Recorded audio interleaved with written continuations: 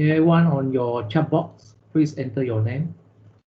Yeah, please enter your full name for attendance. Can you hear me clear or not? Because I speak quite slow, softly today.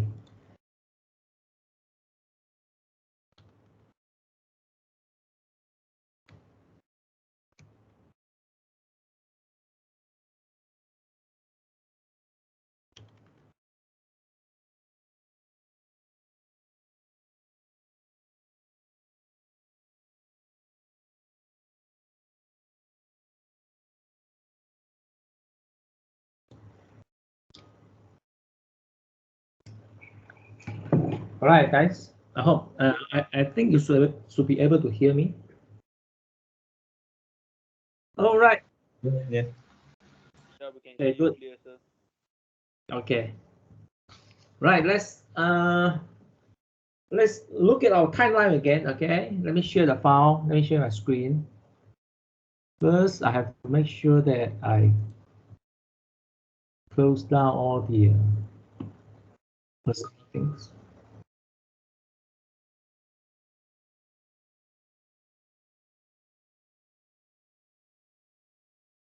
Okay. So today's session, today is tutorial number 2. We're going to stay together for 2 hours. Okay. So we have a mission to do actually. We have a task. So today's task is to if you look at the sorry. If you look at the timeline down below here, now actually we are at T2. Today we are at T2. Okay, let's highlight it. So today we are here, right? So ahead of us, we have assignment 1 to be due on the 11th of February, which occupies 25 marks, 25% actually. Okay, so please take note of these important dates. But I have to give you option. So if you are unable to make it on this day, you actually can apply for extension for up to 2 weeks maximum. Okay, actually I'm talking about here. You can apply for an extension through the OS online assignment system. Okay, go there and then apply the extension if you are unable to make it. But you have to bear in mind that for the next assignment, you won't be able to apply no matter what reason. You won't be able to apply for the extension. But based on my experience, sometimes actually you are allowed to delay the submission by probably one to 2 days. But this one I cannot guarantee that actually. But sometimes when I think we do have students submitted late assignment. Sometimes we just choose to ignore it. You know, we just mark their assignment. As long as the system can capture your assignment, sometimes we will just not actually paying too much attention to that. Okay, but to play safe is actually to submit before the due date actually. The one when you're submitting late, there's no guarantee actually. There's no guarantee that they will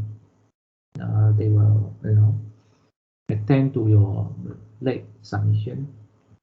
Okay, so I have to remind you about these important dates. 11th of February. Okay, immediately in front of us, we see is that February 11th. Okay.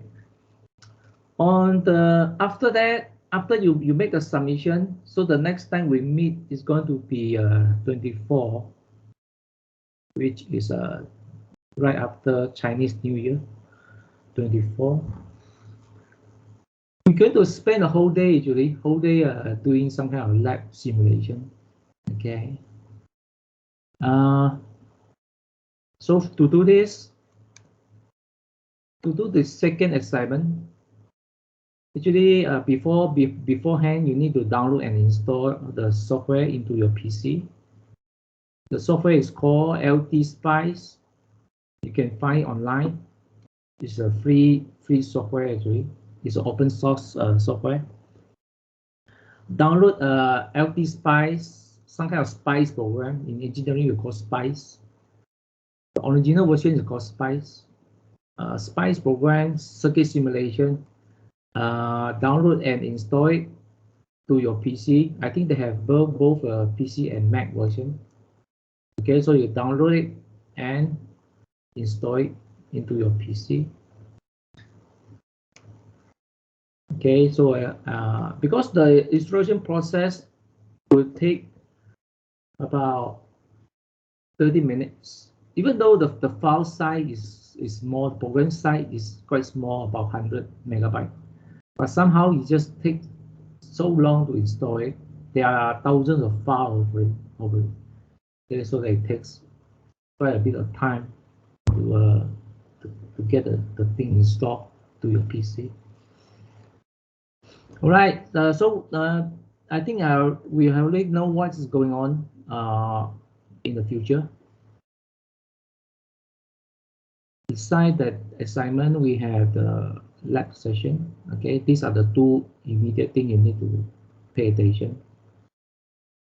Okay, the last reminder is that you need to prepare assignment in a MS Word file. Okay, I just heard that today we actually can download a free version of MS Word, license free version. I don't know if it's true or not. It's a very new, it's just a new update. They say that the MS Office and MS Office 2010 is already released for free use actually. Actually, you can download it online and install it for free. Free for life actually. Okay. But the current version I'm using is the Office 365. I'm not sure that I just refer to some YouTuber talk about this. Okay, you can try to download the Office 2010. All right, so after the important announcement, okay, let's go to the our assignment today. We need to do some tutorial because this is supposed to be a tutorial time, not for the lecturing. Okay, so I'm here to update you the important information. After the update of the information, we should proceed to some tutoring or tutorial. So this is the one. I would say the question 1A. I'm looking at question 1A now. As I can say the question 1A is almost 3 marks to you. So make sure you know how to do it. Okay. This is called the find the equivalent resistance for the circuit.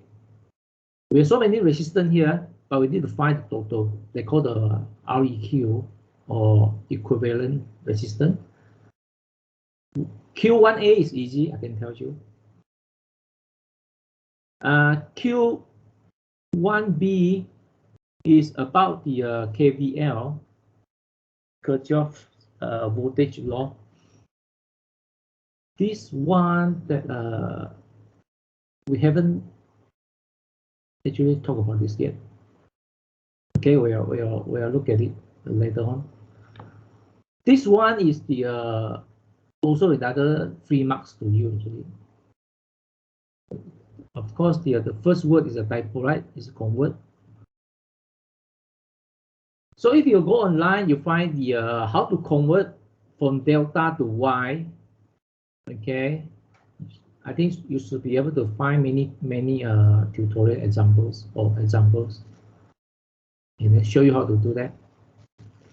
Basically, we are converting the Right now, what I can see is that outside the outside parameter, okay, the outside here, the triangle actually is called the delta. It's an inverse delta actually. I can see let me zoom a bit, okay. Let me zoom in a bit. I can see that on the top we have 3 ohm, and then on the right hand side adjacent to the 3 ohm we have 10 ohm.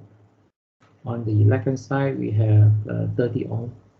So what the equation wants us to do is to find the R1, R2, and R3.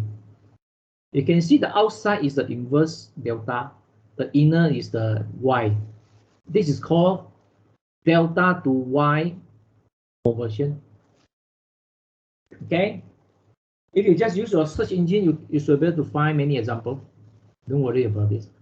So this is to be the free marks. Okay. Try not to screw up this question. Now the next question is A is about the Norton's theorem. This is also another 3 marks. Okay. Because you just need to explain it. You know, with today's AI can explain to you in so many ways. But I advise to you is to include some figures, try to include some figures or any equation if available. Try to include the figures, equations, or any relevant stuff. Not just using the words. You see, my point is sometimes we tend to think that using the words to explain things, right? But actually, sometimes with the help of the figures, diagram, or equation, you may help to explain the concept. Okay. Next, B is the Thevenin's equivalent circuit. So this one, actually, what they want us to do is to simplify the whole circuit into 2 components. Okay, simplify this whole circuit consists of power source, current source, and a passive component. Simplify this circuit into something we call the Thevenin circuit. Thevenin equivalent circuit consists of only 2 components, which is the Thevenin voltage and Thevenin resistance. Okay. We try to do some example. We try to do a exercise today for this. Another one opposed to Thevenin is called the Norton. They are just about the same concept. One is the Thevenin voltage. The other one is the Norton current. The concept is about the same as it. Really similar. I can say it's really similar. Thevenin, we look at the Thevenin voltage. Norton, we look at the Norton current. Okay, there's no Norton voltage. Okay, some people confuse this. They confuse this about this Norton voltage. Actually, based on the concept, we only have Thevenin voltage, and the other one is the Norton's current. Just like the KVL and KCL, one is a voltage law, the other one is a current law. Okay, they just use a different name for this. Question 3 is ask you to use the Kirchhoff's law and the basic Ohm's law to solve this. This is quite simple actually. I can tell this is quite simple. I can consider this one as a 3 marks also because the whole setup is simple. Never mind, later we'll look at it. So today the main theme is to learn how to solve this circuit using nodal analysis. Remember the first tutorial we looking at the mass analysis. which is using some kind of loop analysis, but they call the mesh analysis. So today, the main focus actually is here to learn how to do the nodal analysis. And then the C is another 3 marks to you. Just explain it. Okay. So if you try to include some figures, diagrams, equations, it will help. Okay, it will help. The last question. A, I can say A is pretty not very easy and not very hard, just moderate. Using the mesh analysis. So today we want to make it clear the difference between the mesh analysis and Norton. The difference between mesh analysis and nodal analysis. Okay, we want to make it clear how to differentiate these two. The other one is the Thevenin and Norton, right? So let's put it down here. Today, our main mission is try to learn about mesh analysis again. Okay, so not to get confused about these two. Mesh analysis versus the Norton nodal analysis. Okay, so we want to differentiate these two. And also the Thevenin. I hope we can do all this in 2 hours time. And the Norton, right? Norton equivalent circuit. Okay. Okay. Right. Let's start from the first one, mesh analysis. Okay, I already prepared the tutorial here. Okay, this is the last tutorial we use, but today we relook again. Okay. All right. First thing, take notes that mesh analysis actually is using the KVL. Okay, this is for sure.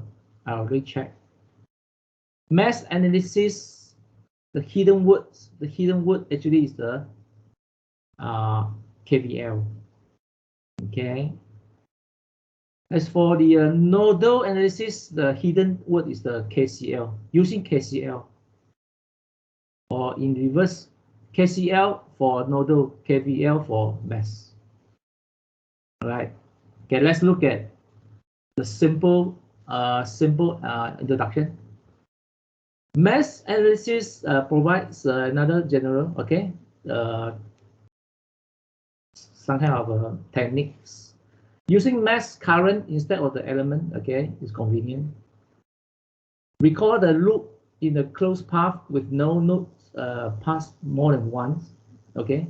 So let's look at the last sentence. Nodal analysis apply KCL to find unknown voltages. KCL. So this is a keyword. Okay, let me highlight the keywords.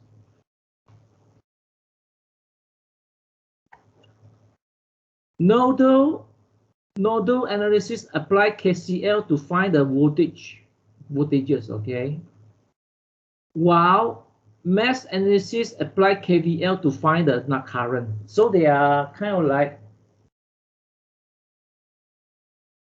this how I summarize it. Okay. Nodal analysis use KVL to find voltages. Okay. So your answer must be in the voltages, some voltage. Whereas this one, mesh is use KVL to find the currents. Okay. To find currents. Right.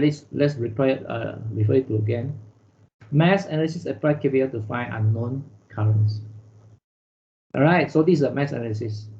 So let's come back to the previous question. In tutorial 1, we look at this question.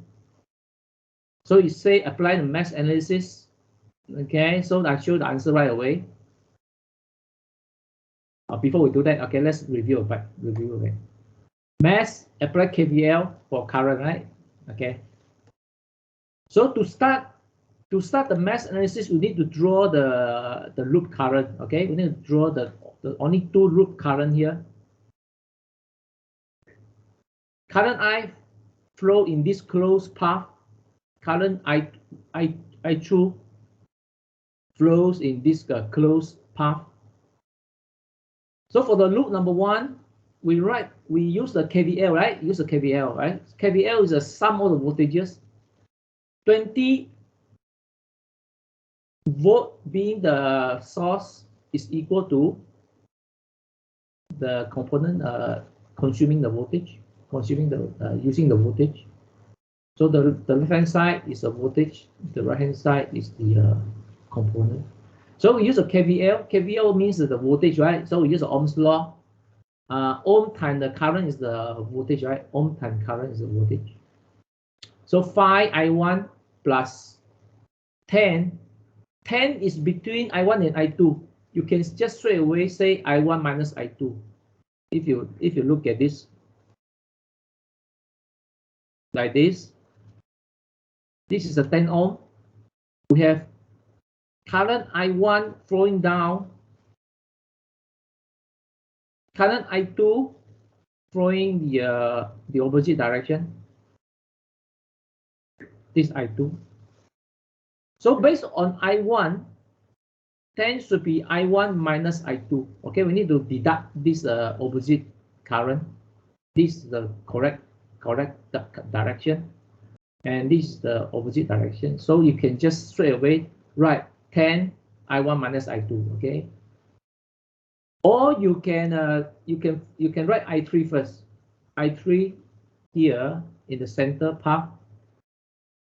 Okay, in the center. I3 actually is I1 minus I2, because I3 is flowing in the same direction as I1. Look closely. I3 going down, I1 going down, I2 going up. So I3 is I1 minus I2. Okay, this is how we look at it. Or you can straight away. Most students should straight away come up this equation for loop one. Okay. For another loop, voltage equal voltage, sum of the voltages, 8 plus, it's right here actually. We look at 8 volt first. Okay, we start from here. 8 volt, then should be here actually. Should be here. 8 volt plus 10. Hey, wait a minute. How come this one plus is here? Let me try again. 8 volt. Let's start from here. 8 volt plus 10 I2 minus I1, right? This 10 is the I1 minus I2.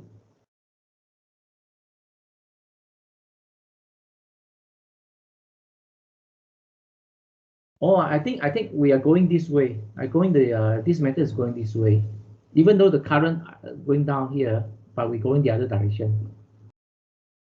Okay, that's why we have a different thing here. 8 plus, I think it's going this way. Going this way. I think either way is the same actually. Either way is the same.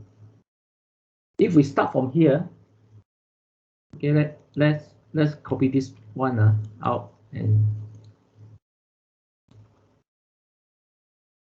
we try to do it both ways. Let you to see the comparison. For the loop number 2, we try to do it both ways. Okay. Let's follow this direction. So we start from here.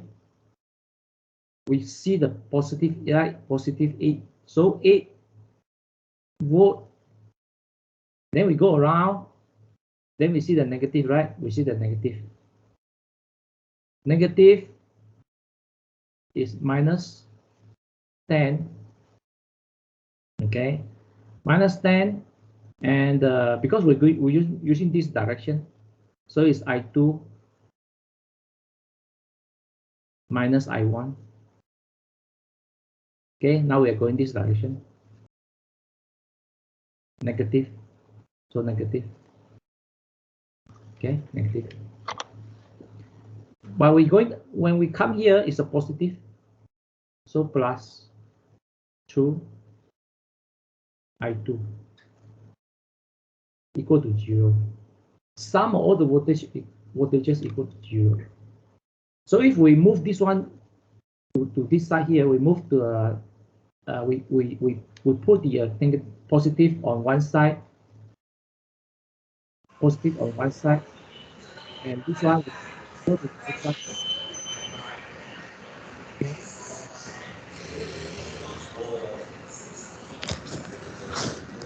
Okay. On this. Okay. All right. So this is what. Let's do the math. I think we can throw the whole thing there, right? Yeah, I think we can do that. Okay, just do it. Okay, so 8 plus 2I2 equal to 10I2 minus 10I1. Okay, now we put everything at one side. 2I2 minus 10I2. So 8 plus 8 minus 2 minus 10 is the 8, right? And then this one take over here, become positive. Is it correct? Let me see. 8 equal to 10I1 minus 12I2. Wait a minute. I think we're making some mistake.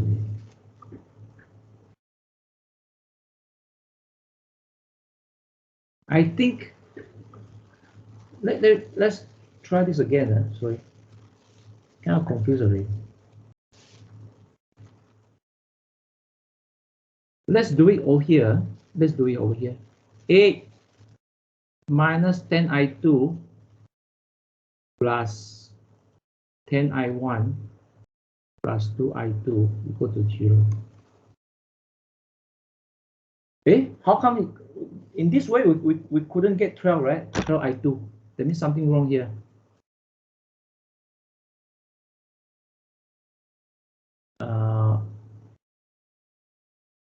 Is this correct or which one's correct? Let me see. Let me see which one's correct. Wait.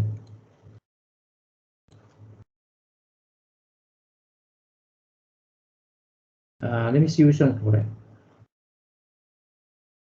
12I2. Yeah, 12I2 is correct. Wait a minute.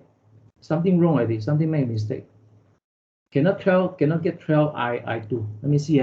Where's the mistake?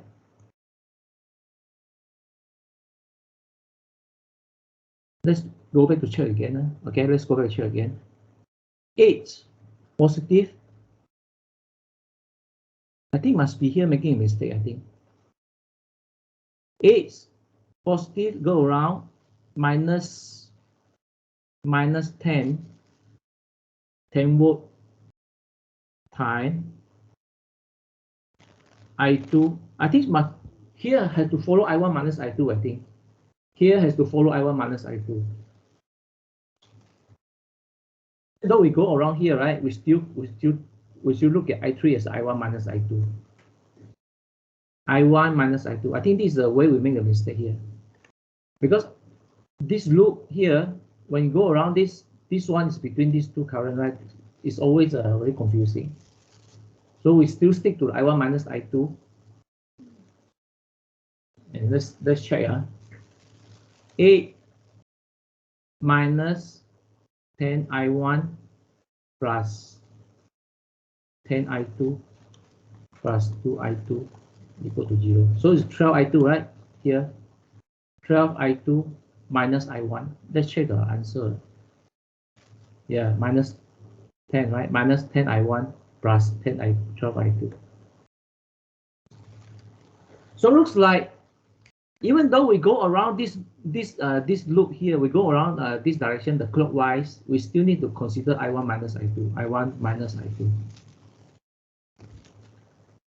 Okay, so if you get it reverse, you won't get the correct. Let's do the other way around. Okay, let's do the other way around.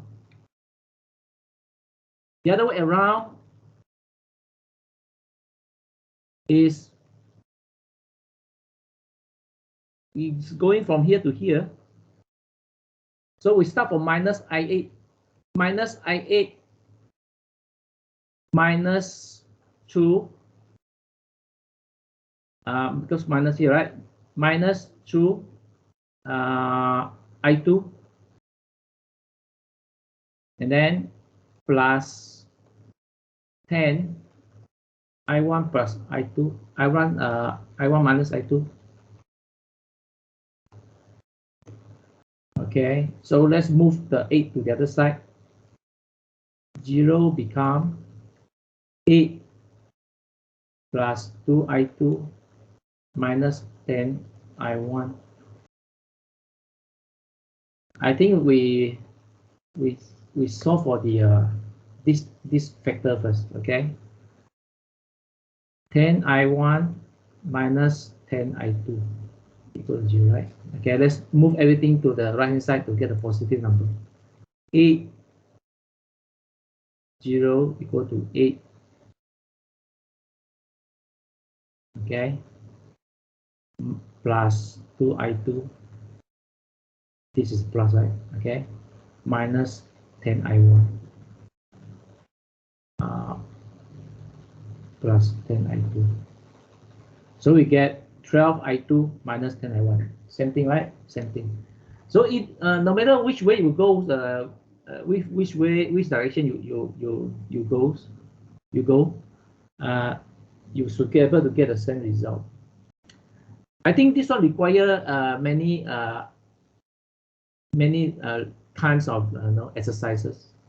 You need to try to do this many times and until you become really good at this one.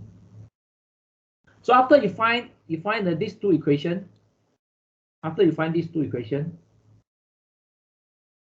okay, then you can use it to solve for the simultaneous simultaneous equation to find the unknown.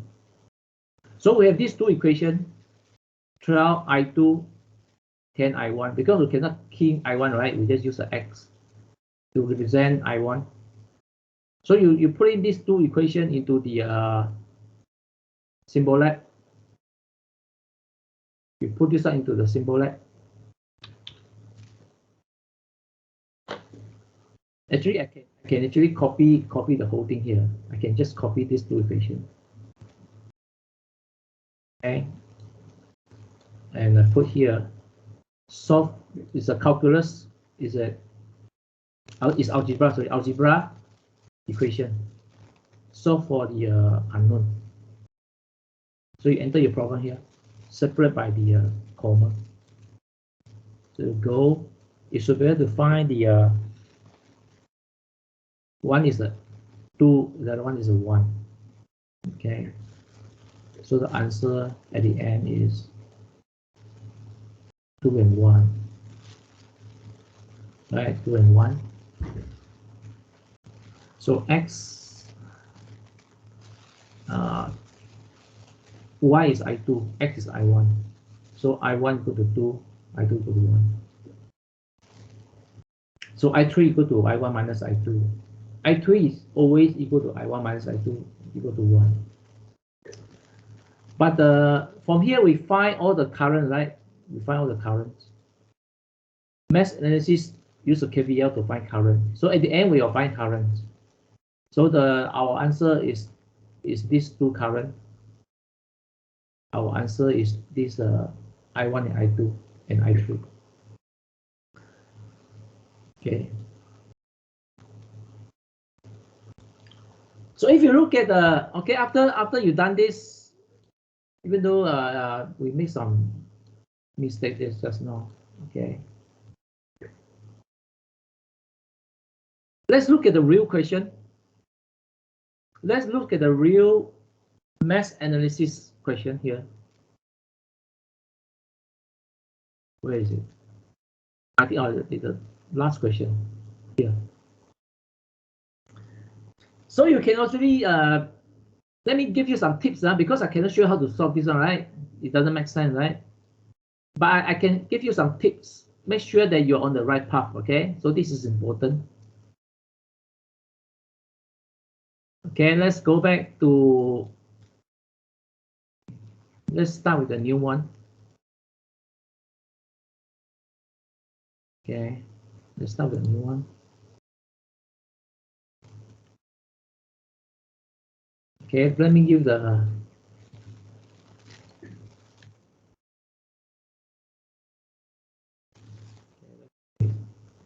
free some space.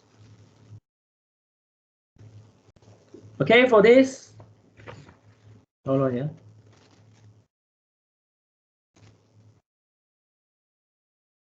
Oh, where's that? Where is that thing?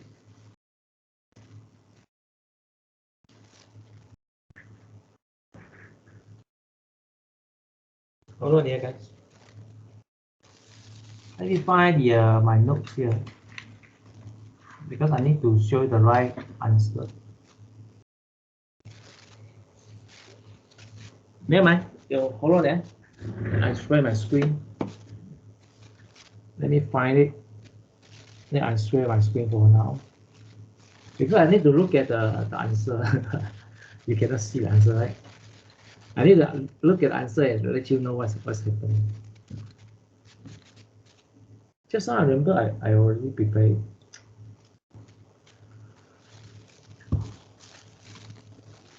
Stranger, sometimes the things happen.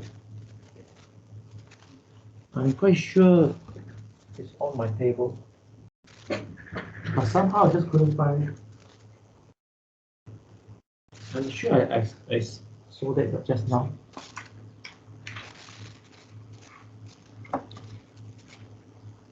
Oh yeah, guys. Let me have a look. Find the one.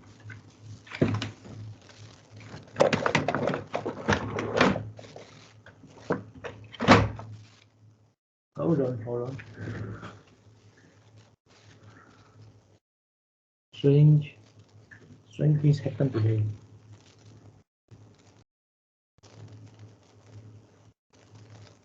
Let's prepare this one.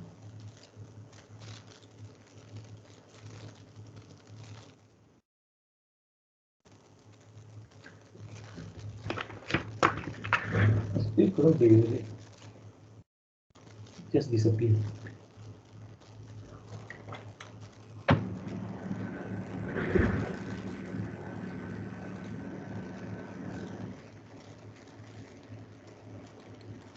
Oh, I understand already. Because I turned off the power, the printer just now. This is what happened.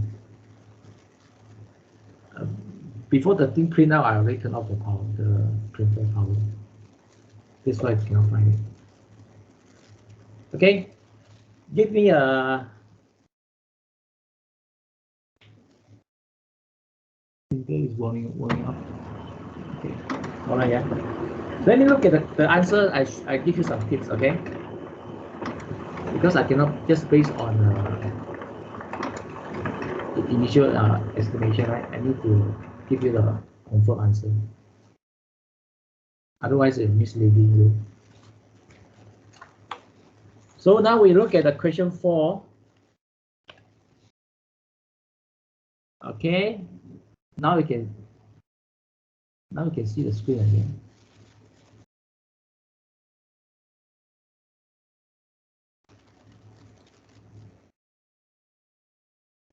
Where is it?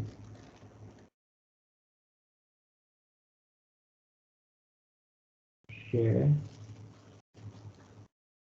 Before I do that, I have to make sure that the recorder is still on. Otherwise, we cannot reverse the time. Stop recording, okay. 41 minutes pass away. Let's go back to this one, okay. So here, what I can tell you that because this is your real assignment question, I can help you 50%. First, you draw the first loop current because this is a mass analysis, right? So let's review a bit. Mass analysis actually is using the KVL to find currents, okay? To find currents. So we're doing the first mass, second mass using this loop in this direction. Okay, so for the first loop, for the first mass or first loop, okay, here is the minus, right? Even though it's missing, minus is here. So when we go around, we look at the minus first, right? Okay, I can tell you the first equation. The first equation is minus 40. If you consider you're going around this loop, the first thing you see is a minus. Then the next thing you see here is a positive, right? Okay, plus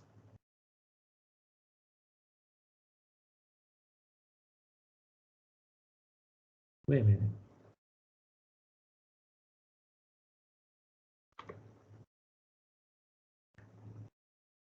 I think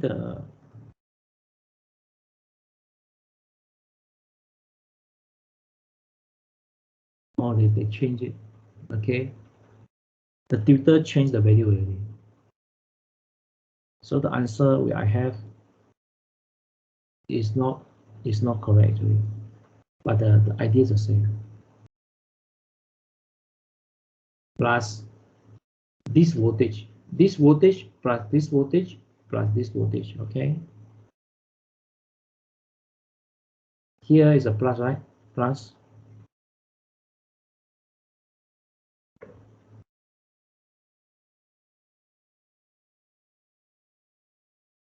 We consider plus here.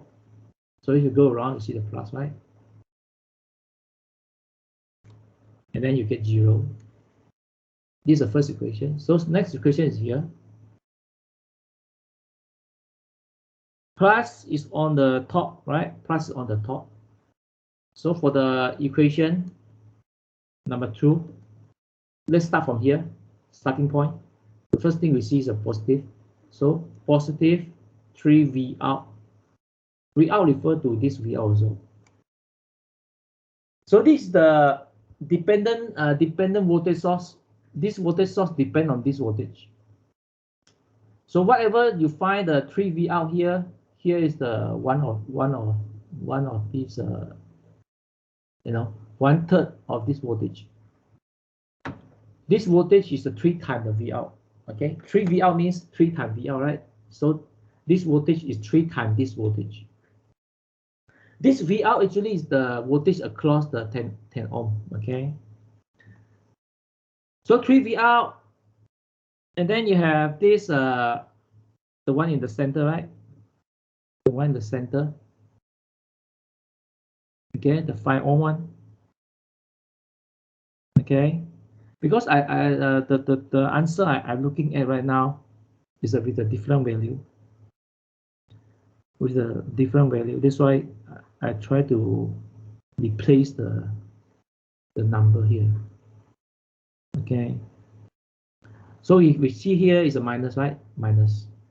When you go around, we first see the minus, then we see the positive, right? So it's a minus. This voltage. Here's a positive here, right? We assume positive is here, okay? So plus this voltage.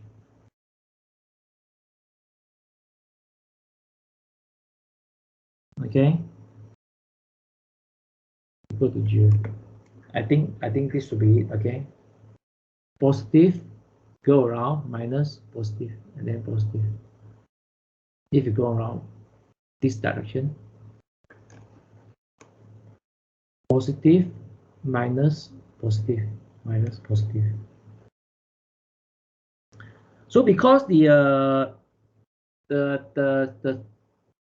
our CC changed the value here, the original value is not this one. The original value I'm looking at is a different number.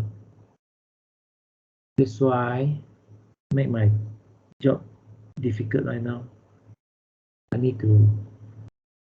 That's why the answer here cannot be correct. Okay. The tutor the CC changed the value of the circuit by using the old answer, so it's incorrect. So I cannot give any more. This is what I can give right now.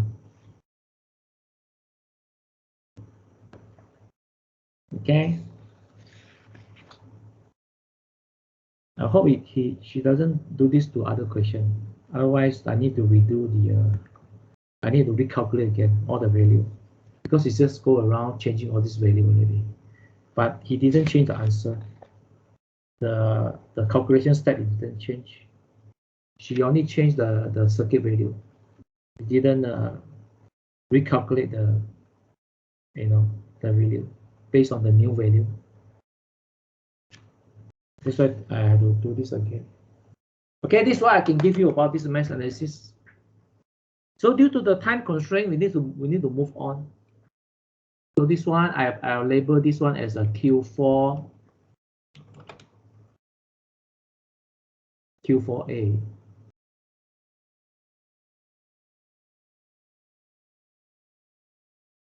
Okay, Q4A. All right, so we have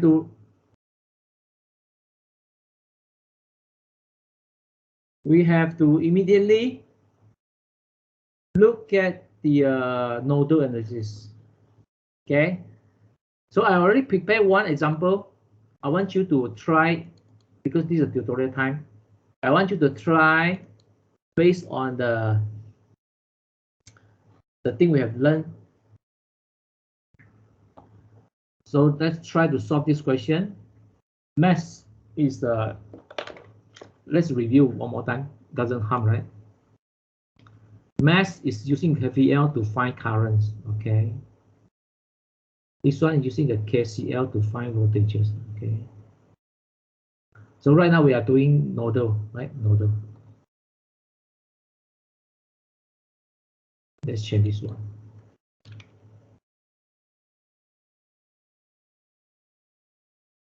Right, let's go through some basic information to refresh our memory. Nodal analysis provides a general procedure for analyzing circuits using the node voltages. Okay, so this is a keyword. The node voltages is a keyword.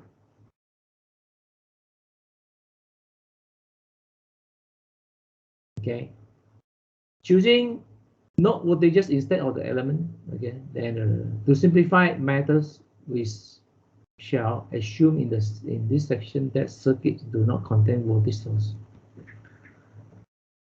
What does it mean? We shall assume in this section that circuits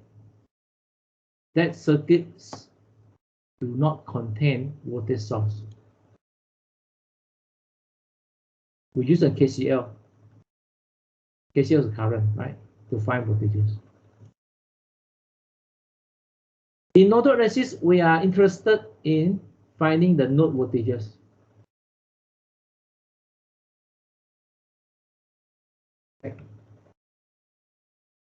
Voltages, right?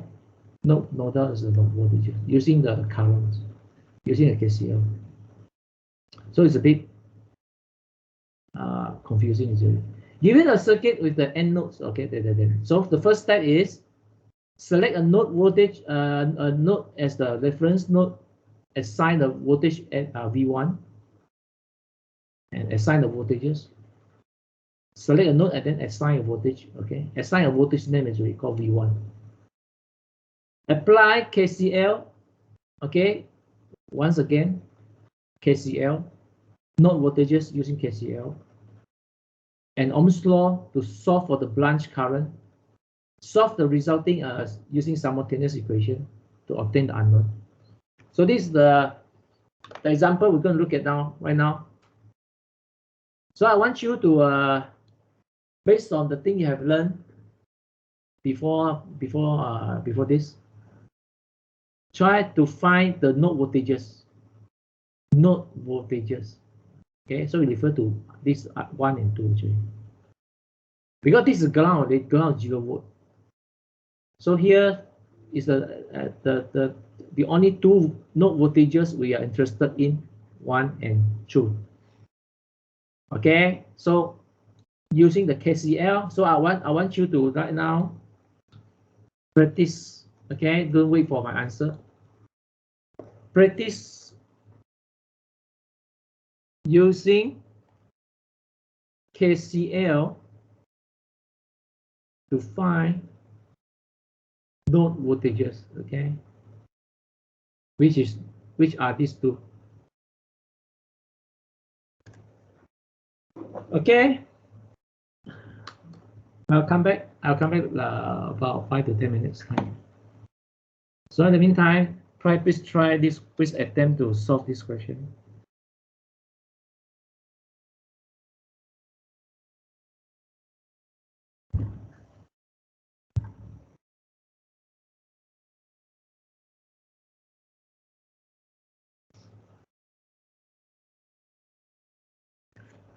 Let me try again. Let me try to solve the question 4, I guess now.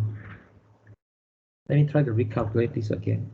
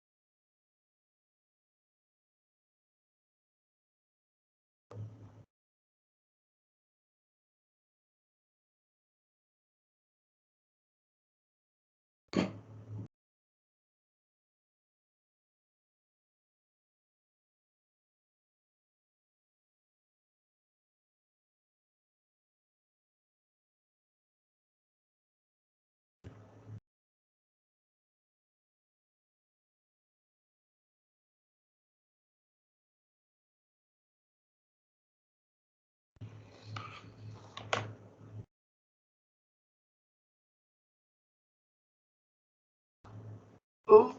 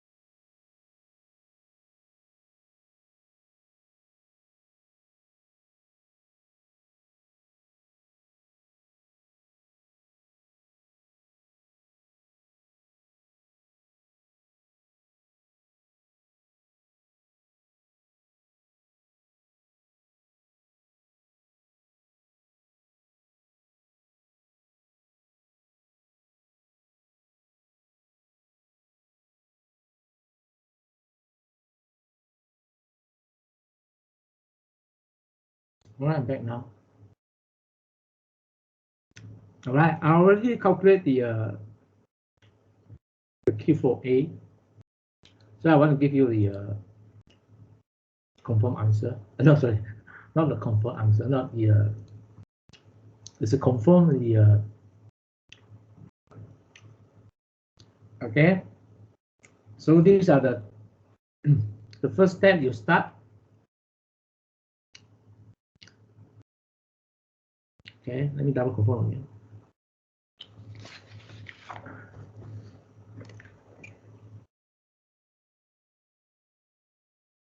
Correct, correct,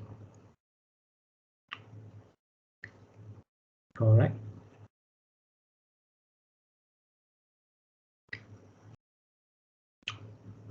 Okay, at the end,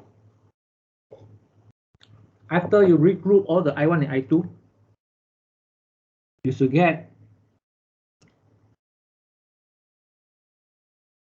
minus 40 from here plus something I1. This is after you regroup all I1 and I2, okay?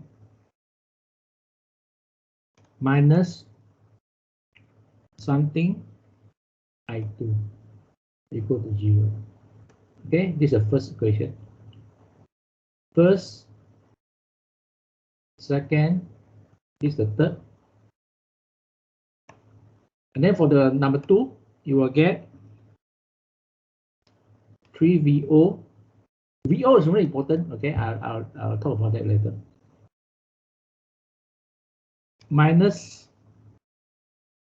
something I1 plus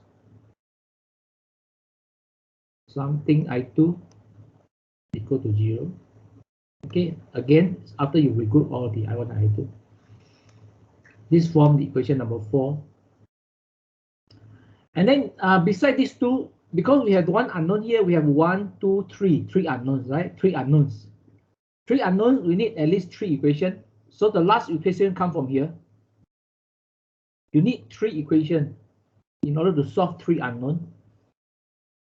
So the equation number 5 is, I cannot give you the answer, but I can give you the guide, the path. V out equal to something. Okay, this is the, from here we can tell already, okay?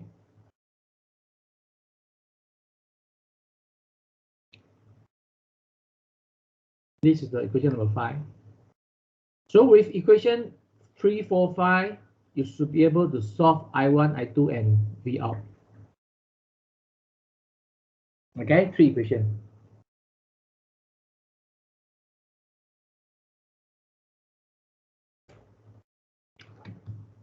Okay, this is the last information I can give you. Now back to the nodal analysis again. So the first thing we need to do here is to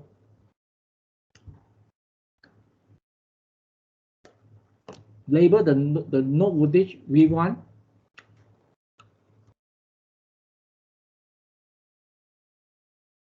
The first thing we need to do is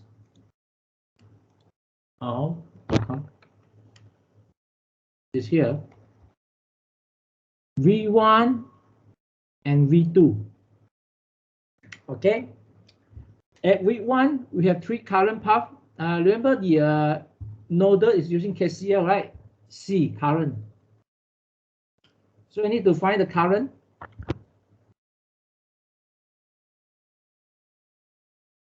Current from this 5M coming down. Okay, let's call it I1. I1 equal to 5. This is the ground. So another current should flow from here to the ground. Another current here flow through on to the ground. Let's call this one I3.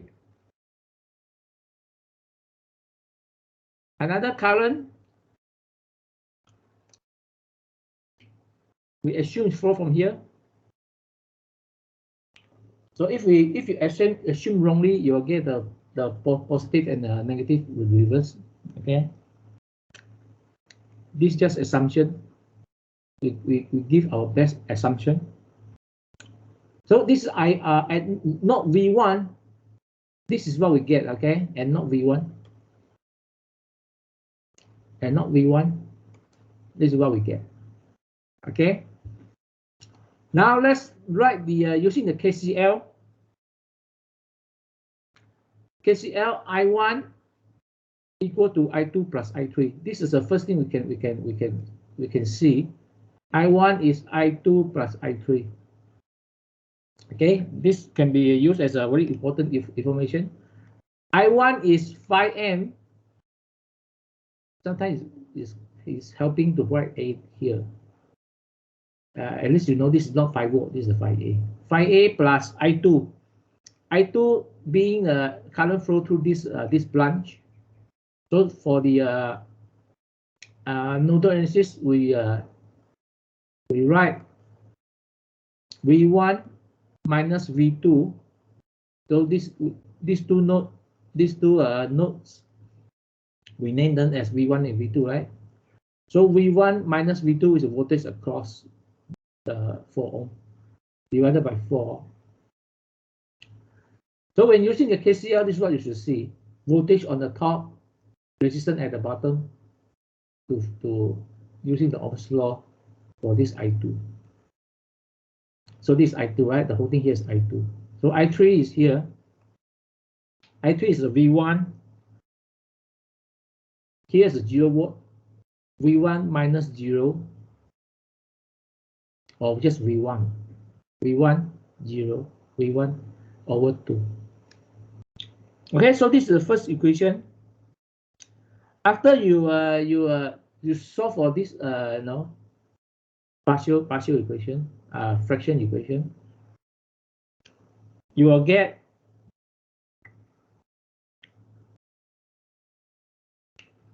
you will get 3V1 minus V2 equal to 20. After you solve this one. So it should, this is the node 1, this is the V1. Okay, now we should proceed to V2. V2 is right here. So at V2, we have I1 coming here.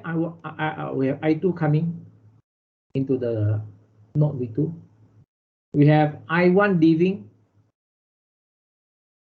I1 leaving. So this one should going down, right? By right, it's going down to the ground, right? So let's name this one I5. So this one is I4. It's I4. So let's write the KCL nodal equation. First, we have what? We have I2. I2 actually is V1. Hey, wait. Let's write down the KCL first. Let's write the KCL, sorry. Let's write down the KCL first. KCL. I2 in, I4 in, I1 out, I5 out. Okay. So I2 plus I4 should equal to I1 plus I5. Correct? So I2 is here, right? I2. V1 minus V2 over 4. I4 is here. I4 is just 10. Okay, this direction, right? This direction going up, matching the direction here, going to the left. So it's plus 10M. I1 is where is it? I1 is here. I1 is a 5M. plus I find is the V2 minus 0 over 6, or just simplify it. So we have this equation. Let's say this is the equation 1. So this is equation number 2. So this is equation number 3. So after you simplify it, you will get minus 3I1 plus 5V2 equal to 60. So if you solve for the using a simultaneous equation, solve for these two unknowns, and eventually you will get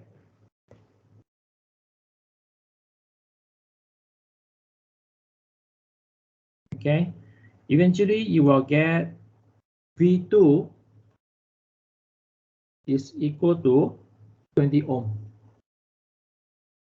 20 volts, sorry. V1 is equal to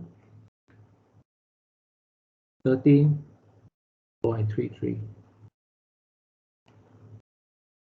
All right. So this is using the solve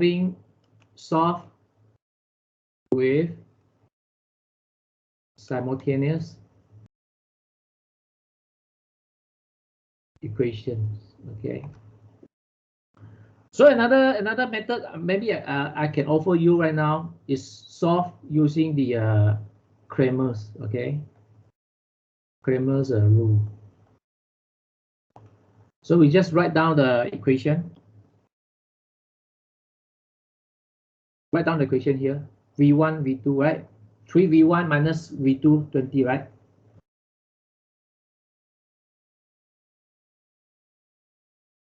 Three V1 minus V2 equal to 20. Another one is what? Minus 3V1 plus 5V2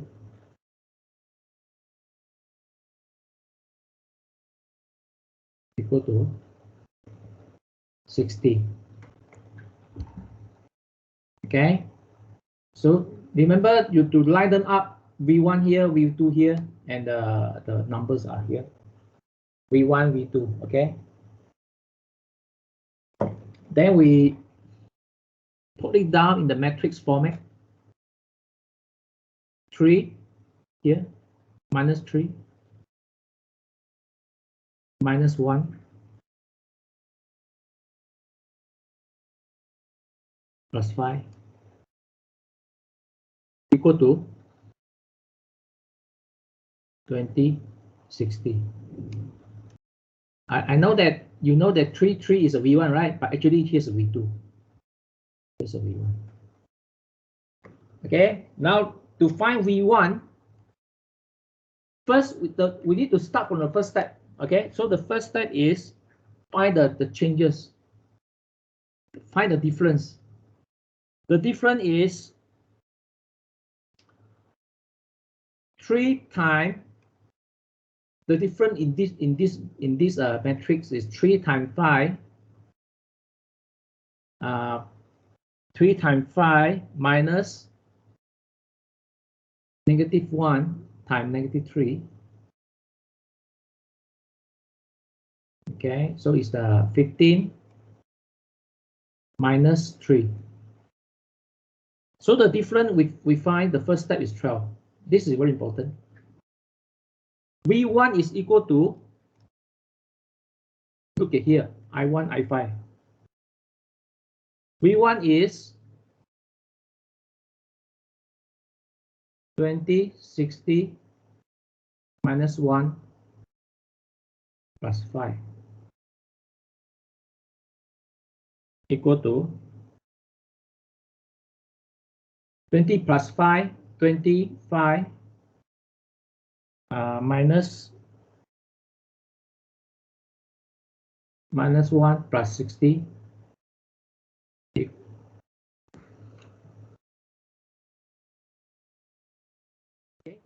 Over the difference here, 12. So is 100 plus 60 over 12. So the answer is 13.33.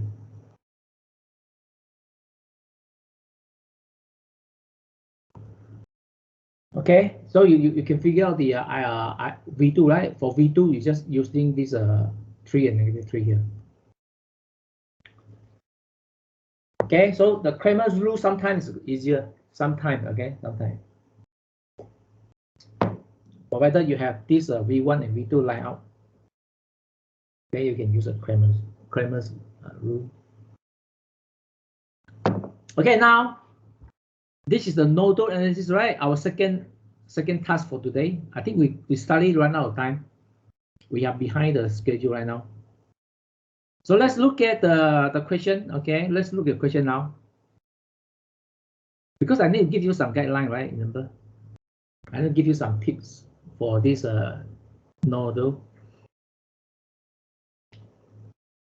Okay, let's look at our question. Where is it? Here, right?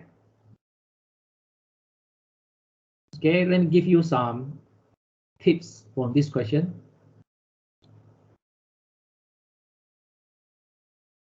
Let's copy this.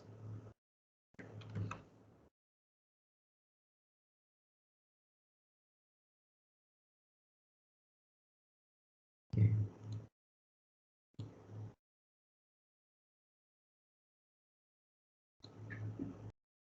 So where you should look at first, of course, immediately you can see two node voltages, right?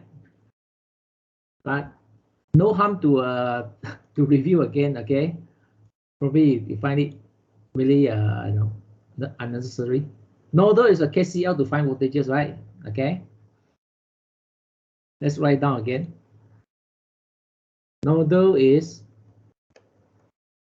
KCL to find voltages. Okay, let's write down one more time. Right. So here we can identify the two important nodes V1 and V2, just like our example. Only two V1, V2, right? Then we sum all the current. One current going this way, another current going down. I1, I0 going down. So this one, let me assume it for you, okay? Let me assume it for you so that you don't need to do that. Okay, hold on, yeah. So the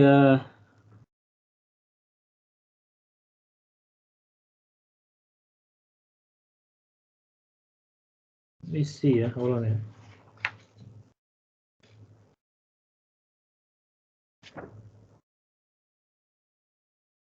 All right.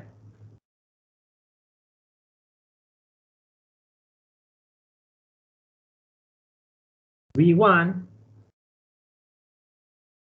the 6 ohm here, the 6K ohm here is between V1 and V2, right? Okay, V1 and V2. And 4K ohm here is V1 over here, right? Here's a ground. Okay, here's a ground. V1 minus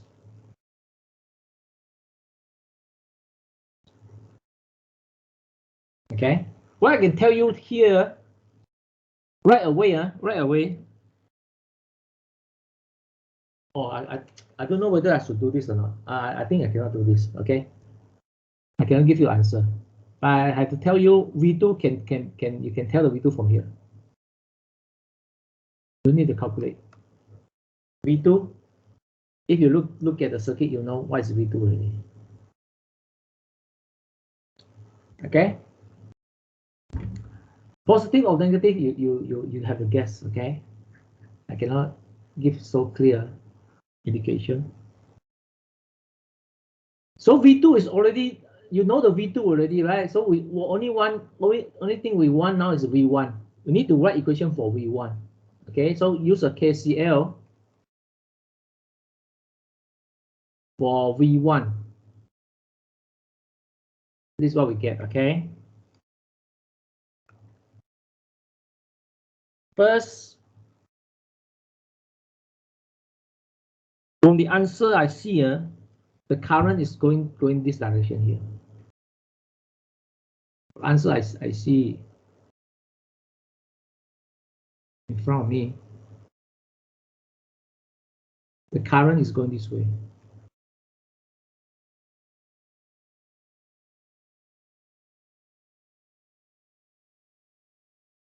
So this current also going up. So this method is not really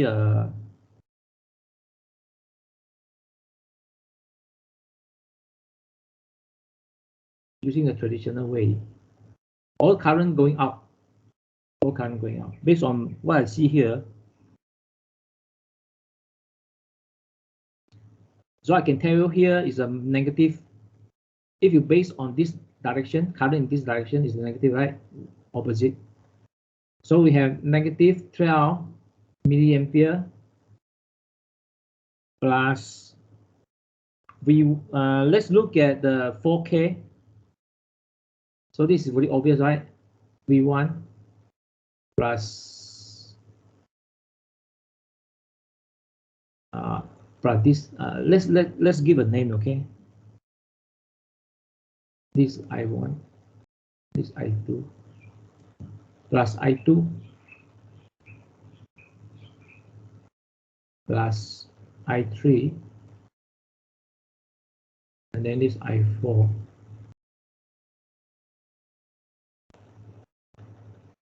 equal to 0. So I2 using Ohm's law, I think you can find out here. I3 is between here and here, right? I3 is between V1 minus V2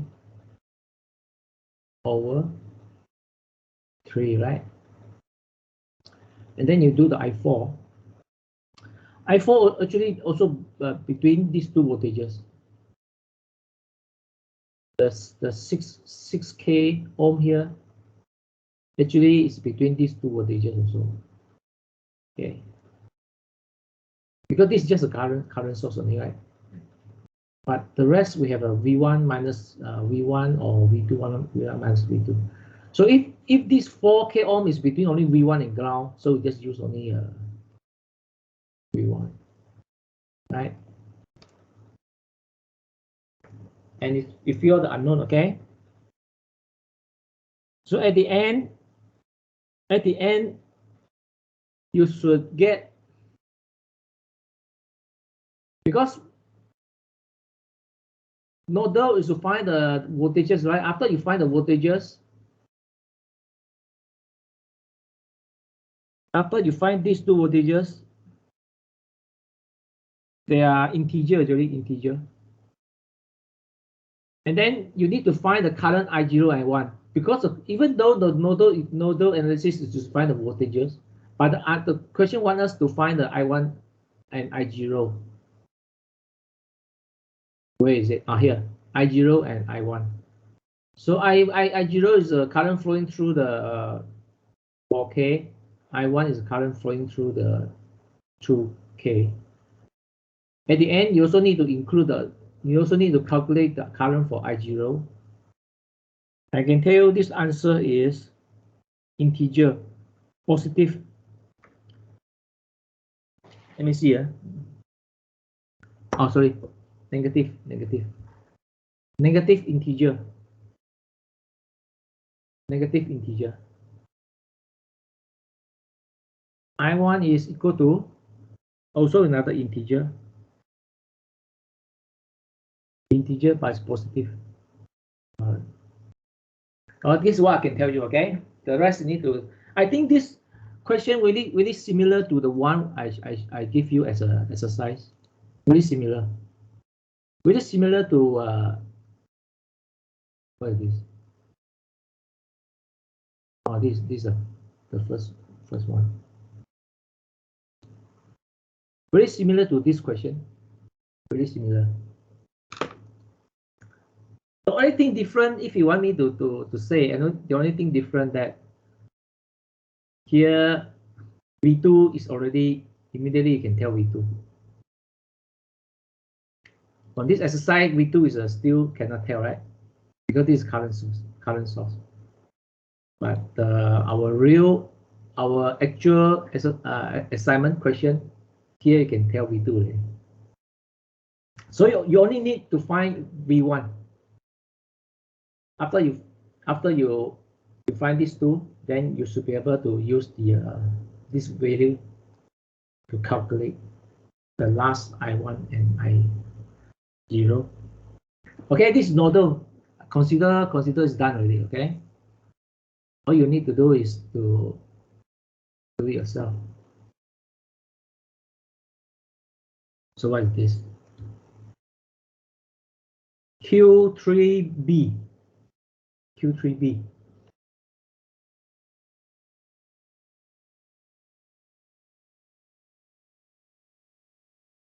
Right, let's go to the tabling. This one we cover already. I think this one's easy, okay? Just a KVL without any special knowledge, any additional knowledge. I think you should be able to solve using the KVL. This one is the examples everywhere you can find.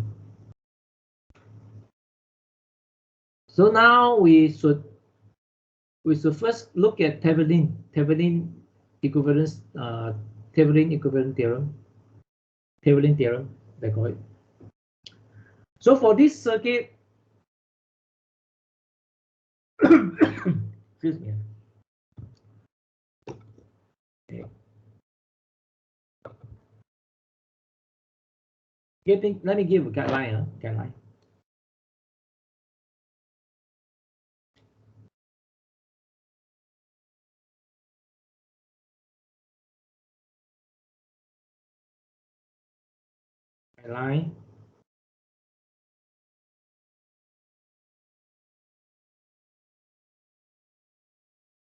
Okay.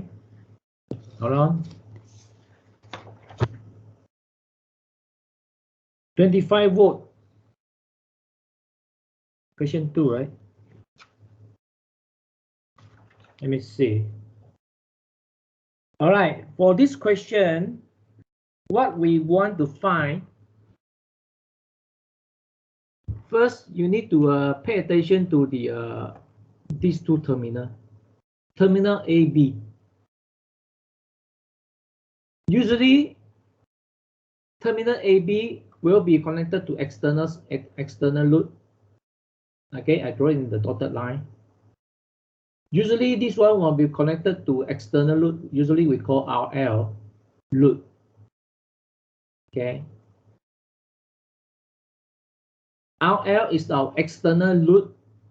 Usually, connect to this terminal A, B.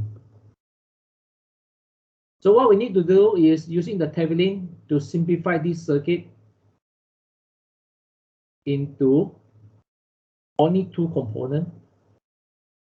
First one is the Thevenin voltage, VTH. Second one, we need to simplify into in series with the Thevenin resistance, RTH. So A and B is here. Terminal A, terminal B is still here. The whole circuit being simplified into only two components. This is what we want to do. Eventually, we attach A and B to the external source. But in this question, we don't need to worry about the external source. Let me double confirm again. Determine the Thevenin circuit for the following shown circuit. Okay, he didn't attach this one to the external load, so we don't need to worry about the external for this question. We just concentrate on this Thevenin. In order to find VTH, we need to put it on open circuit. Hold on, there's a phone. Somebody call me. Hold on.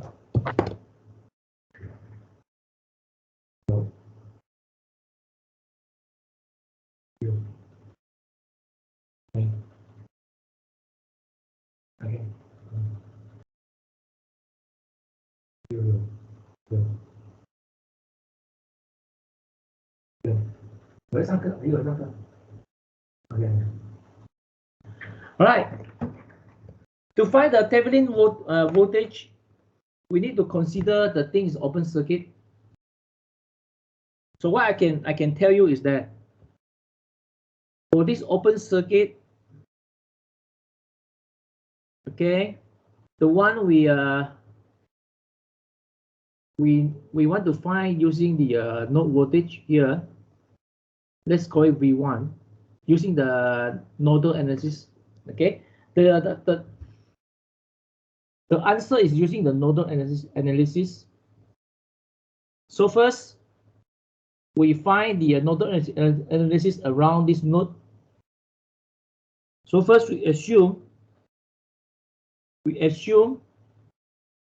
the current is flowing from here to here. Let's call it I1. Another current is flowing out from this node, I2. Another current is flowing into the node, which is the 3M. Okay. So first, I can tell you need to write this KCL. Okay, KCL, nodal analysis. I1 plus I2 equal to 3. Okay. Then you convert I1 into using the node voltage. I1 actually is V1 minus this voltage over 5, okay, plus I2. I think you know already, right? I don't want to show you. Plus I2 equal to 3. And then with this equation, you'll be able to find the V1. Okay, actually the V1 is the answer already. Is equal to VTH. Why I say so? Because this is open circuit. When you find the voltage here, actually is a voltage here because this is open. When this circuit is open circuit, the voltage here is equal to this voltage here, and this voltage is equal to this voltage. Because even though the voltage here and the voltage here should be different, right? Usually, because in between there's a 4 ohm. But remember, here's open circuit. There's no current flow. The Thevenin voltage is assumed the open circuit. Okay, open circuit analysis. They're using an open circuit method to find the Thevenin voltage. So the VTH is here.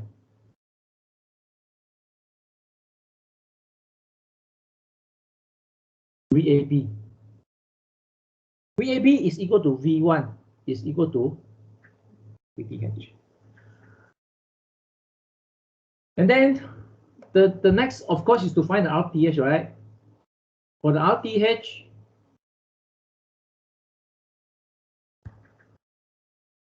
you need to use the short circuit method. Let me use another slide.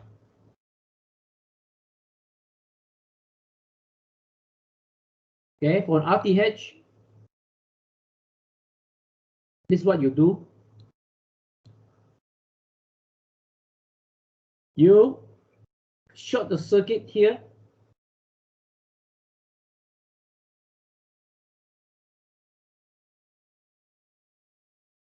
You find the current ISC. Okay, you find the current IC based on this circuit. Okay, you find the current IC using the nodal equation also, V1. Nodal equation V1.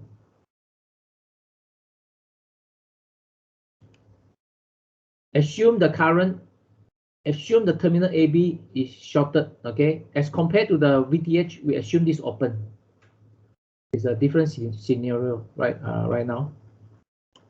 For the VTH, for the RTH, it's actually consider this one short circuit. Okay, using nodal KCL to find the voltage. But right now the circuit is short circuit, okay?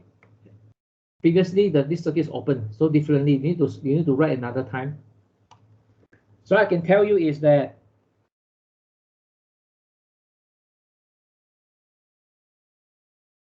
this voltage V1, okay,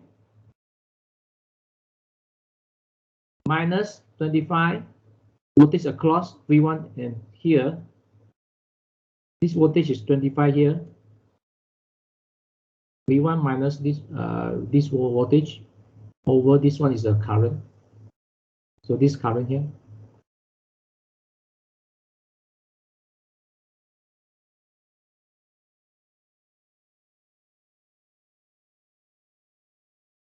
V1 minus 25, I can tell you this over 5. This is the first part plus second part plus this. This is another node. This node is similar to this node, right? So let's consider these two as one node, okay? This one is also V1. Okay, so the 3A is going up, going into the node, okay? Into the node, into. This is leaving the node, into the node. This one is a what? Leaving, right? Leaving. Plus over the 4 ohm one. This one. 1, 2, 3 is equal to this 3.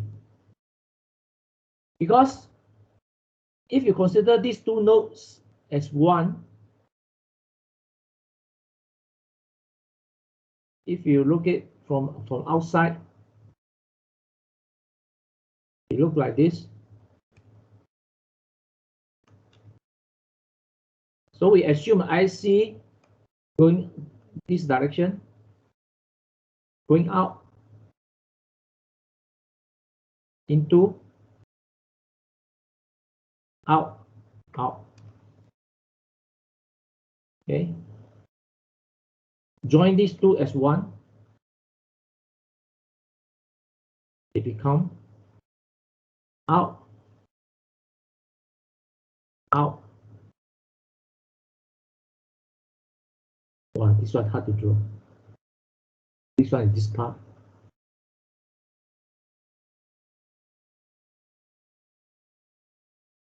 In. This one is out. Out, in. Out, in. All the out equal to all the in, okay? They must be equal. What comes in, what comes out, okay? What's going, what comes out, okay? Whatever going there must equal to what comes out. Cannot have, must be equal to 0. You cannot have more than 0. Otherwise, it's not balanced.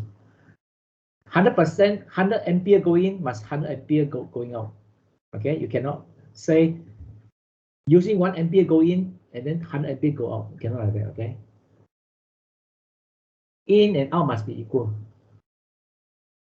I think at the end you will get RTH is equal to 1 integer ohm. That's it. Simple. 2 equations only. Okay, 2 equations you should be able to solve for RTH and VTH. That is a Thevenin. That is what the question asks for. Determine the Thevenin equivalent circuit. Because Thevenin equivalent circuit consists of only 2 components, as I told you earlier on. If you search internet, you try to search Thevenin theorem, you look at the images, you should see only 2 components. Yeah, these 2. Or this one, VTH and RTH. RL is an external, remember? In this question, It doesn't mention about RL, so we just forget about RL. Some question they have a part B. Assume you attach RL, ask you to calculate the IL. But this question is just a part A only. We need to find only the VTH and RTH. Because this two is called the Thevenin equivalent circuit, not this one. This is the external. Okay, this what you should. Hey, there one message.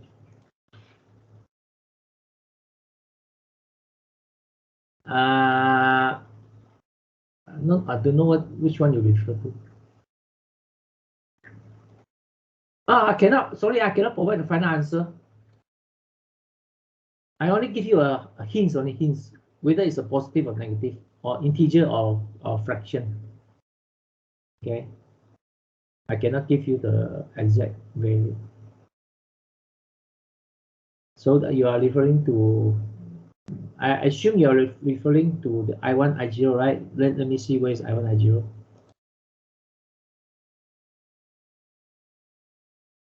Okay, this is our exercise. Close it down.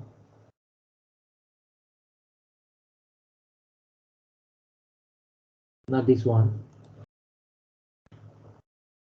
Hey, wait.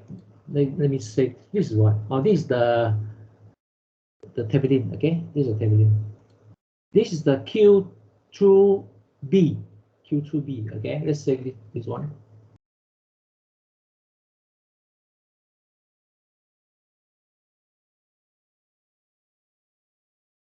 B. So I assume you are asking the previous question. Yeah, this one, right? Q3B.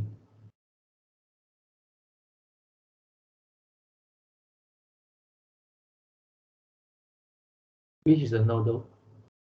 So I already give you the answer. Hey, wait, I haven't write down the answer yet. No, this is just exercise. Wait a minute, this is just exercise. I named it wrongly already. Okay, then where is the actual question? Wait a minute.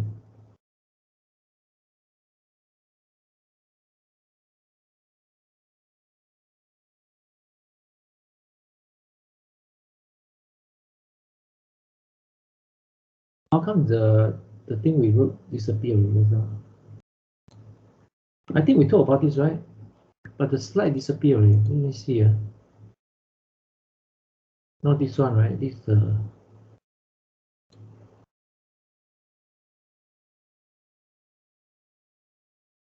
oh, kind of confused already. Where's the slide? 12 ampere. I think I forgot to save it just now.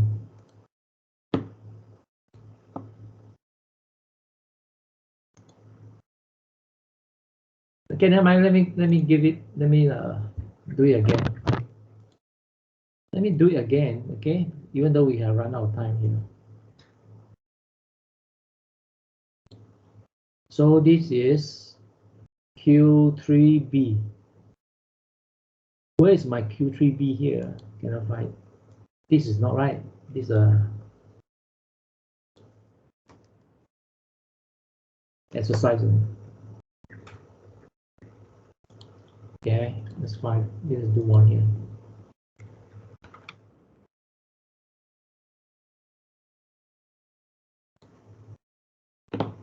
Okay.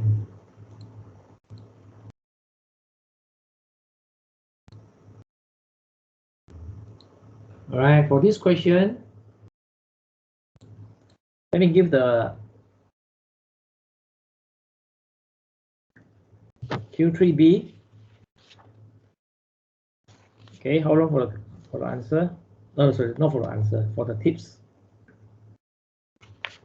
Q3B.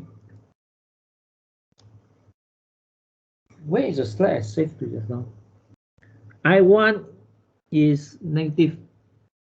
This is a positive integer in milliampere. I1 is, let me double confirm it, negative Okay, negative milliampere.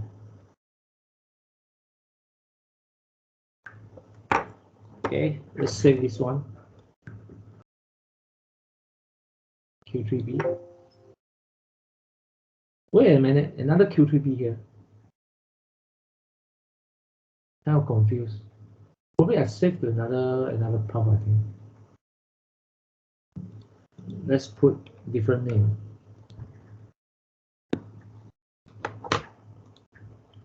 Stranger, how come today I have so many Q3B?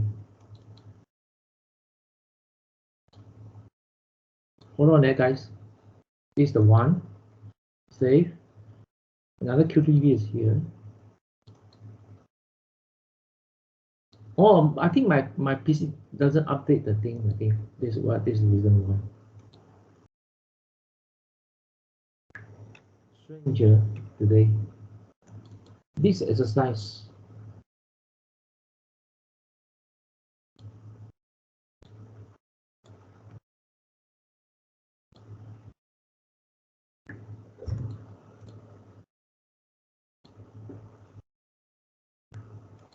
Hold on, guys. Let me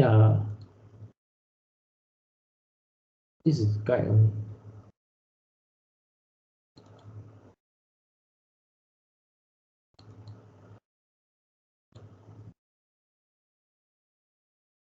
Uh-huh.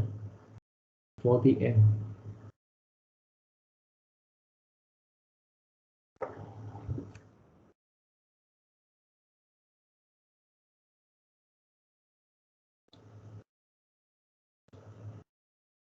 What is this?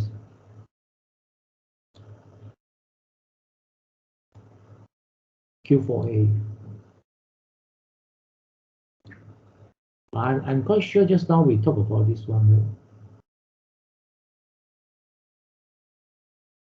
Probably this one, right? Oh, I saved to a different drive, you see? I saved to a different path. That's the reason why. Okay, let's bring it back. Wait a minute. This is yeah, this is the one, right? No wonder I thought I remember I wrote it down and saved it. It just saved the wrong path. Where the hell? How to let's do the browse.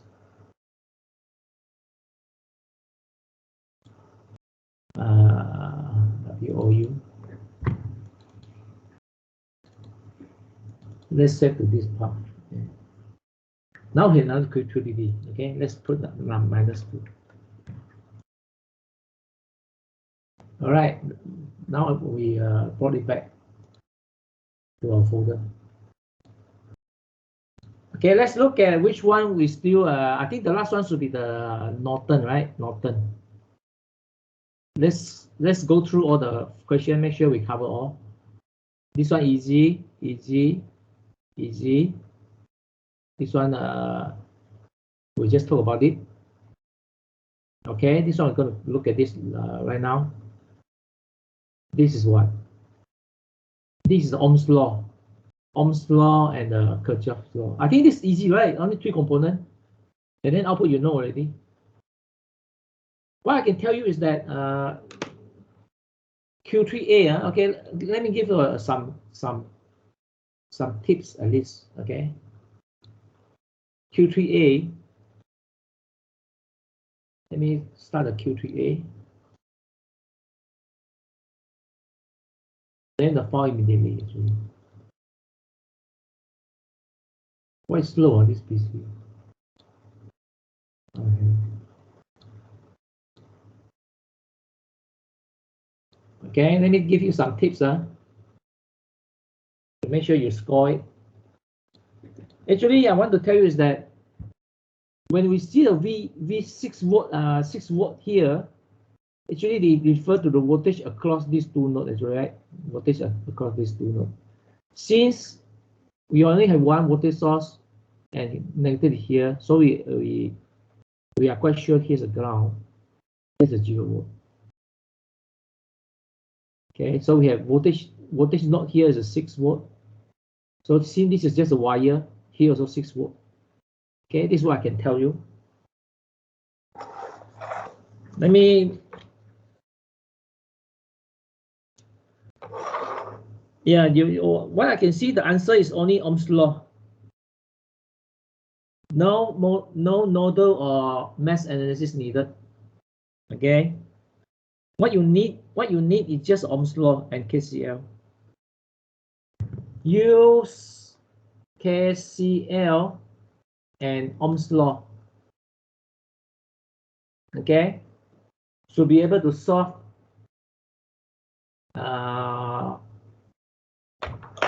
what is the question asked for?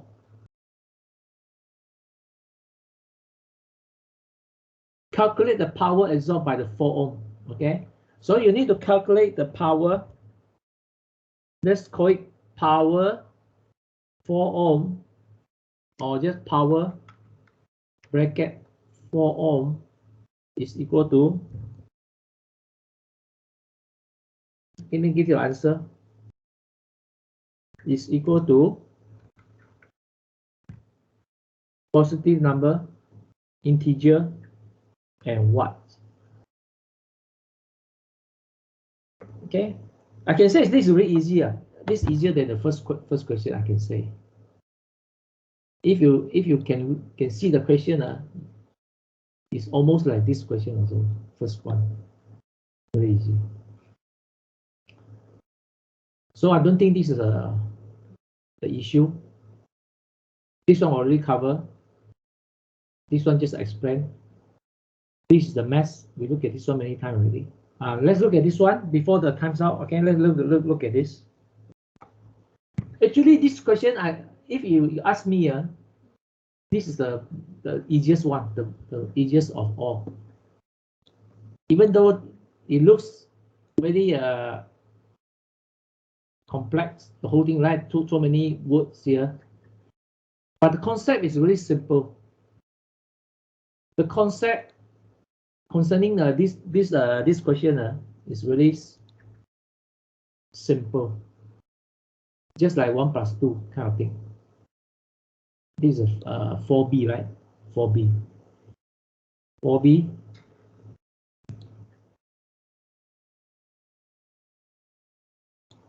Okay.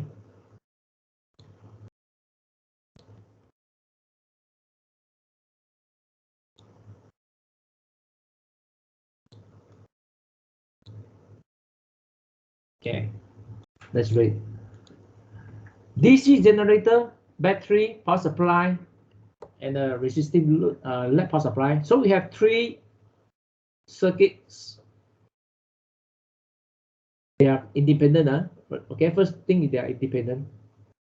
They are independent of each other.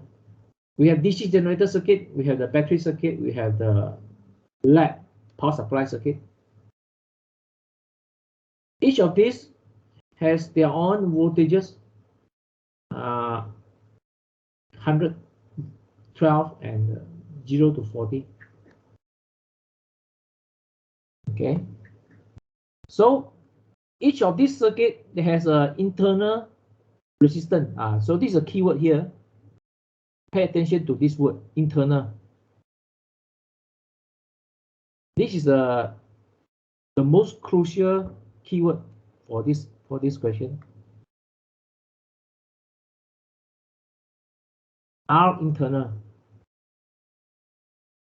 Generator itself in the circuit, the whole generator circuit has an internal resistance. You cannot run away from this internal. Okay, but the generator has an output to be connected to the load, right? Generator provide output for you to connect to the external load, but internally it has one resistor here. Same as this battery. So 12 volt looks like it's a car battery. So for this car battery, everyone knows the 12 volt, right? Actually, when you expose inside the battery, you also can find it has the internal resistance 0.05, very small, but it's there. This resistance is inside the battery, together in the battery. It comes with the battery. Then you attach, you connect these 2 terminals to your car, right? To power your car computer. Okay. So internally there's a one resistor here. So if there's a power supply in the lab, we also has it also has the 20 ohm inside the. Okay. So for each network here, 1, 2, 3, determine the value RL for maximum power transfer. That means we need to find out what is the value of L. We can extract the maximum power from the generator. Maximum power that can be extracted from these three sources. It's called the maximum power transfer theorem. Maximum power transfer theorem on the internet. Under the maximum power condition, find the current level and the volt power the 1, 2, 3. Okay, let me give you the answer. Sorry, let me give what the answer should looks like. Okay, what it should looks like for the part 1. Your answer should be like something like RL for the DC generator is equal to how many ohm? Okay, after you learn about this maximum power transfer theorem, you also need to find the RL for the remaining 2 battery. Okay, is equal to how many ohm? And the last one, RL for the lab power supply is equal to how many ohm? So this is part 1. Okay, 5 marks. So it's quite funny that these two has 2 marks. This one has only 1 mark. Actually, they should be equal to make sense. Actually. Okay, the part 2. The part 2, what he asked for is the power out. So for the part 2, we also have 3 answers. The power for the DC generator is equal to how many watts? You need to calculate. Okay, same as the other 2. Yeah. Okay, they are all integer. Okay, they are all wait. Yeah, you can consider integer. Yeah, you can consider integer because the answer is something like 1 point something, right? 1 point something kilowatt. Looks like this is a fraction, right? Not integer, right? But actually it's an integer. It's probably 1,110 watt. It's integer, right? But when you write in this form, 1 point something looks like not integer, right? But this is integer. It's a whole number, actually, whole number. Okay, this is part 2. Part 3, we also have efficiency. Efficiency for the DC generator equal to how many percent? Okay, and also the remaining 2. Okay, how many percent? How many percent? That's it. Total of 9 answer. 1, 2, 3, 4, 5, 6, and 1, 2, 3, 4, 5, 6, 7, 8, 9. Okay, that's it for this question. For the last question, question 4B, you can search online. You search this keyword maximum. This is a very important theorem also. It's very practical kind of knowledge. Maximum power transfer theorem, another theorem, but this theorem doesn't based on any name. It's just based on the power transfer theorem. Unlike Norton and Thevenin, right, based on some name, right? This one has no name. This was just maximum power transfer theorem. Short form MPTT. If you go through some of the YouTube video or something, I think you can roughly understand what I'm talking about. It has an internal resistance. Here's an internal resistance. By just take a look, a quick look here. You can tell this is very simple, right? Very simple theorem. You just need to take time to digest this information. Then this question will look very easy to you. After you go through the research and learn about this maximum power transfer theorem, then you come back here, you look so easy. This question, I tell you. So if you think the question is still really hard, that means you still do not understand the theorem. If you understand the theorem, you'll look so easy. Okay, let me confirm this one. We confirm easy. This one need some work. This one needs to explain. This one is a nodal analysis. This one is the Ohm's law only. Explain. Calculate the VS. They give you the output, ask you to calculate the input. Anyway, this one Norton, right? Norton, okay? Now let's look at this Norton, our last question already. The rest is already covered. Let's look at this through C. Let's copy this to C.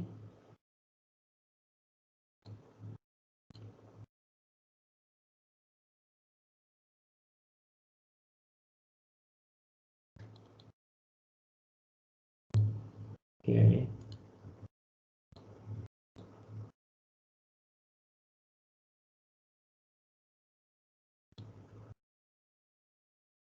All right. The circuit looks easy, right? 2C. Let me see.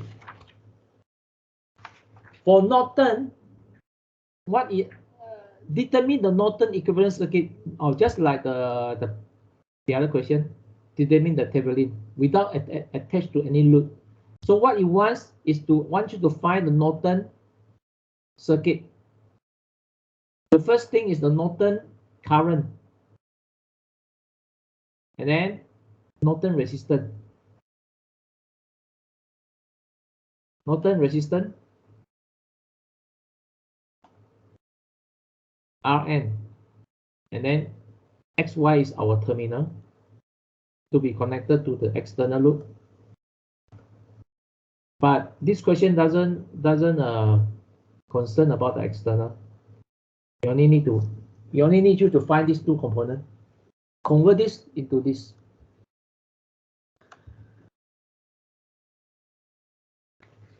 So this question is only 5 marks. As you can tell, it's really simple.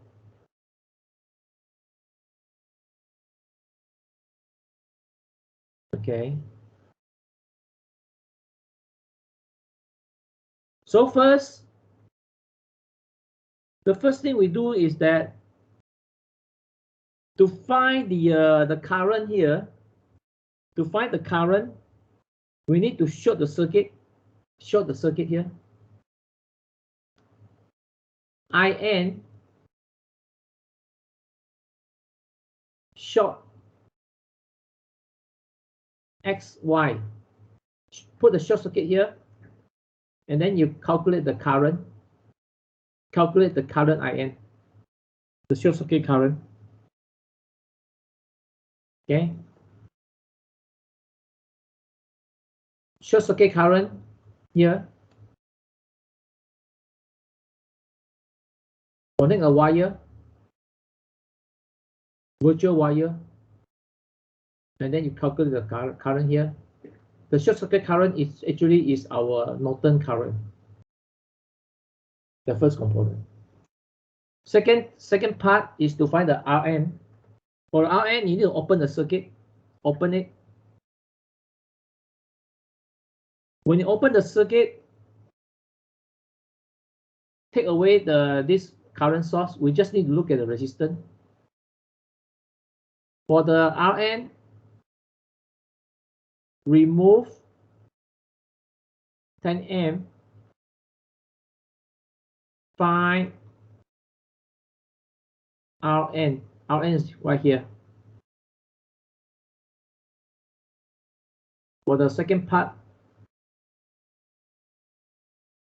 5 ohm, 10 ampere remove. We still have a 10 ohm.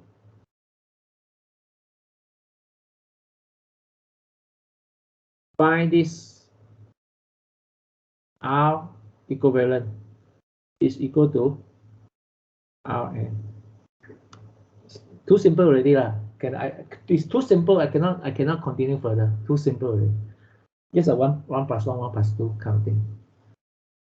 Because only 5 marks, so it shouldn't be so spent for so much time. If you compare to other questions, 15 marks, right? 15. That means you need some work. This one almost don't need any work. Just a guess only. I think your overall, I think your exercise, your assignment number 1 is easy overall. I think most of you probably can score 90 and above. I kind of feel that most of you can score 90 and above for exercise number 1. So if you attend the online, the whole day session for our next tutorial, whole day, our lab section, I am so quite sure you can score about 90. So this, if you think about it, exercise assignment 1, assignment 2, you score 90, and then you only left is the final exam, which is the 50%. You need to get it done within 2 hours, I think. I have no information, but and when the time comes, I will give you some guideline also where to prepare. If CC let me know which question she is preparing, then for the final, then I will let you know also. Okay. So that's all, guys. I think there's nothing much here to talk about anymore. So we have another question. Q3B. Oh, this one I already answered, right? Okay, already answered. So before you go,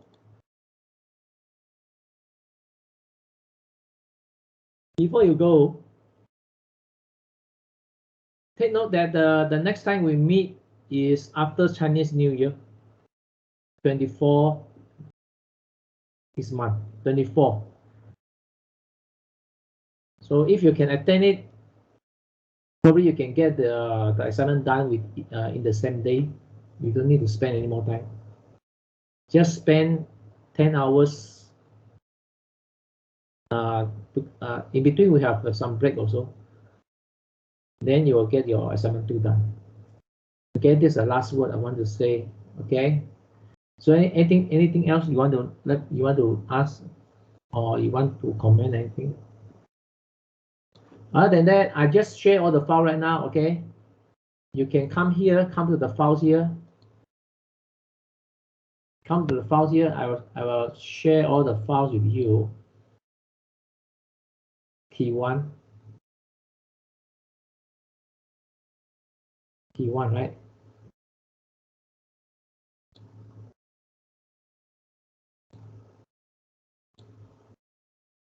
Okay, and T2.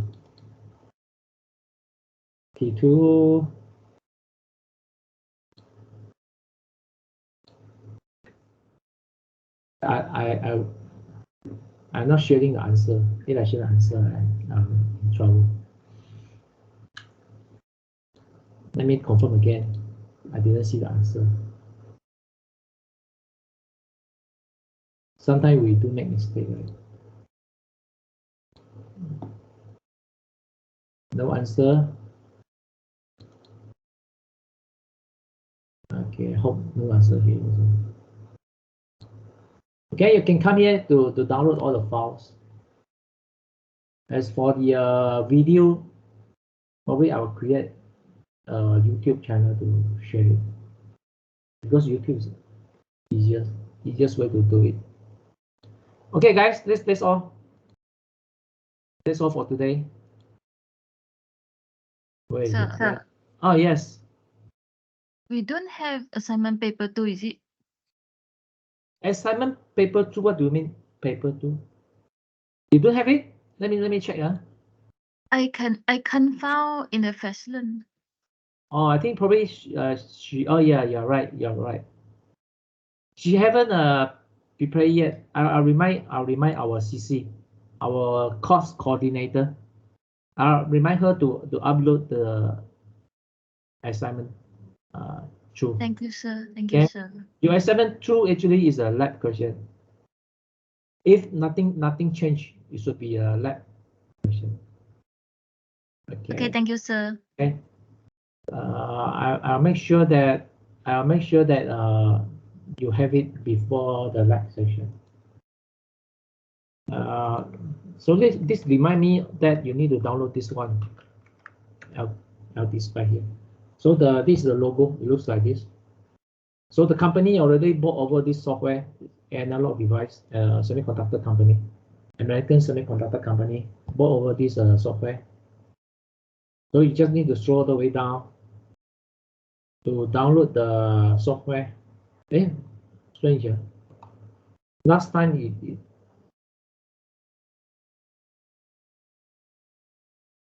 yeah, right here. Download it and install before the lab session. Okay, guys, bye-bye. I have to go now. I need to go for lunch. Thank you, sir. Okay, thank you all. Bye-bye.